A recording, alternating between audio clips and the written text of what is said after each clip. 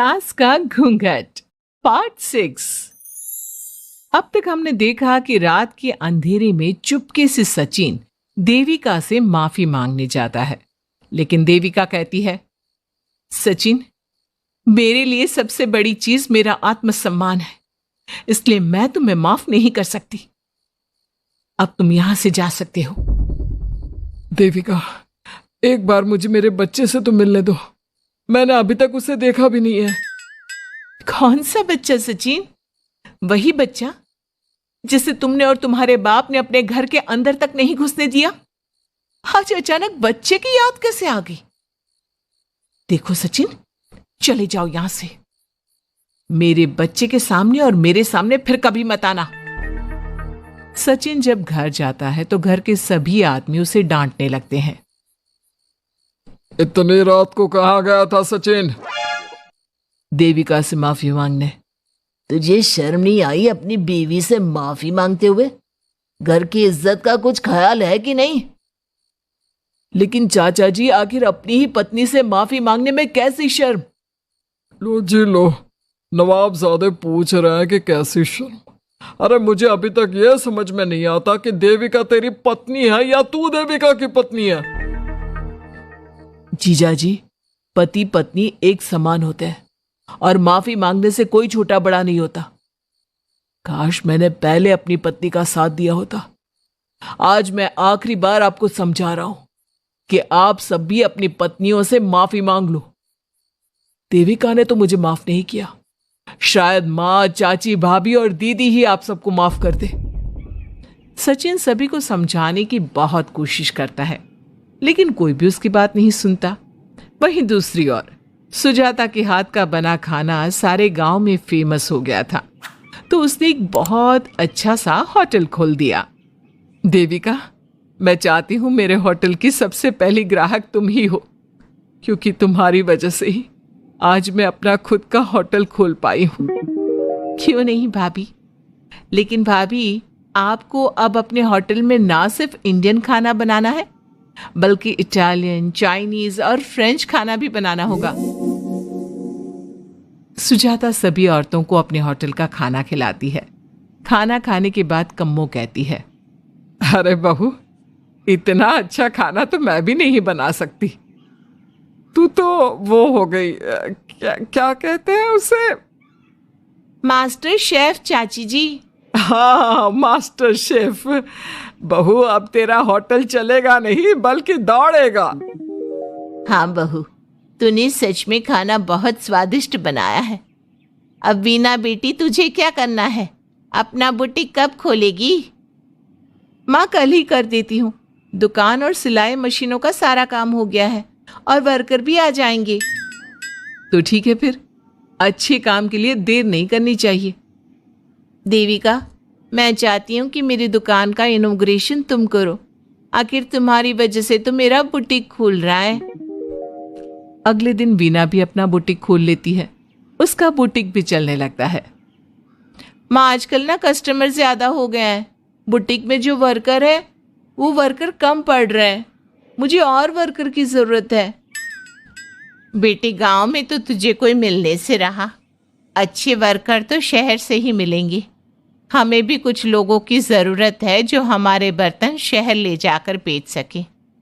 देविका बहू, अब तू ही कुछ कर। ठीक है माँ जी, मैं अपने पापा से बात करती हूँ। वो अखबार में इश्तिहार दे देंगे तो कई वर्कर आ जाएंगे।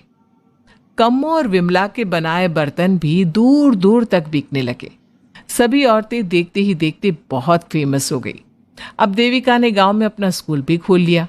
सभी गांव की लड़कियां स्कूल जाने लगी। एक दिन देविका ने सभी से कहा, माँ जी, मैंने स्कूल तो खोल लिया है और गांव की लगभग सारी लड़कियां भी आ रही हैं, लेकिन कल से आप सब भी आएंगी, गांव की सभी औरतों के साथ। देविका बहू, कैसी बात कर रही है तू? इस उम्र में हम स्कूल जाते हुए अच्छे लगेंगे क्या?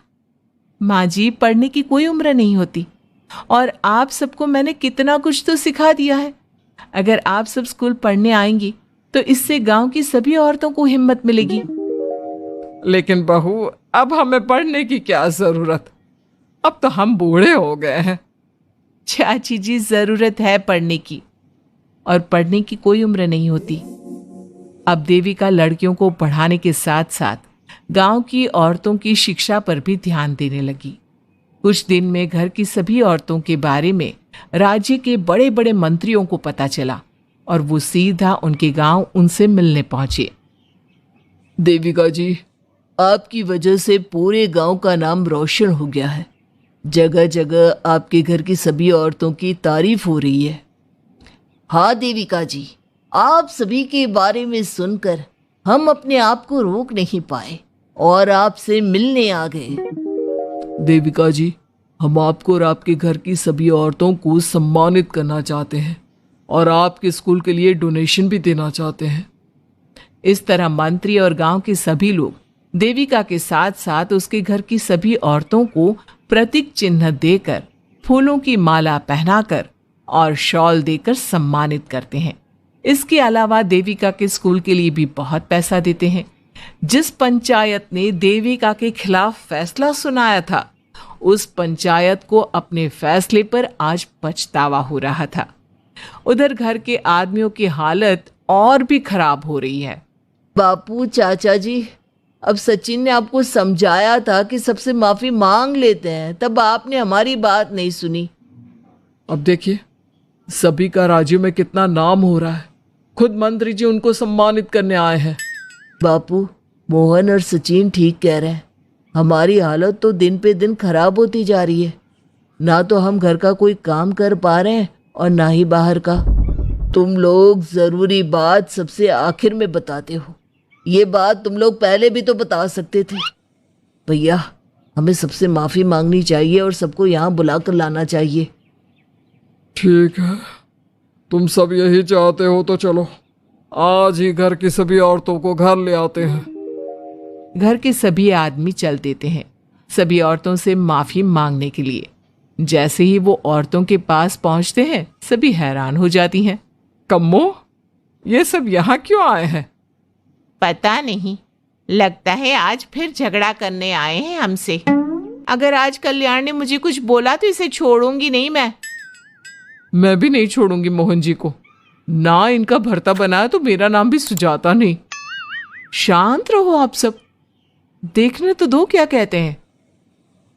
सभी आदमी अपनी अपनी पत्नियों से माफी मांगते हुए कहते हैं, कम्मो, मुझे माफ कर दो, मैं तुम्हें घर ले जाने आया हूँ। तुम्हारे बिना घर बहुत सुना लगता है विमला, घर चलो। सुजाता, मैंने जो भी तुम्हारे साथ किया उसके लिए मैं बहुत शर्मिंदा हूँ। मुझे तुम्हारी और तुम्हारे हाथ के बने खाने की बहुत याद आती है। तुम मेरे साथ घर चलोगी ना? वीना, वो घर मेरा नहीं तुम्हारा है और मैं नहीं चाहता कि तुम मेरी वजह से अपना घर छोड़ दो। इसलिए अपने घर चलो और हम सबको माफ कर दो। अपने पतियों की इस तरह माफी मांगने से सभी औरतें अपने पतियों को माफ करके उनके साथ जाने को तैयार हो जाती हैं। लेकिन देविका घर आने से मना कर देती है। सभी औरतें उसे समझाती है, देविका बहू, अब घर जाने में क्या दिक्कत है? मांग तो ली सबने माफी। देख तो सचिन भी कितना शर्मिंदा है। हाँ बहू, हमारी लड़ाई तो यही थी कि ये हमसे माफी मांगकर इज्जत के साथ घर ले जाए। अब घर चलने से तेरी शादी बच सकती है।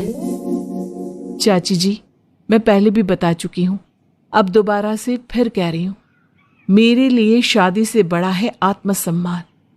आप लोगों की शादी आपकी मर्जी से नहीं हुई है, लेकिन मेरी शादी मेरी मर्जी से हुई है।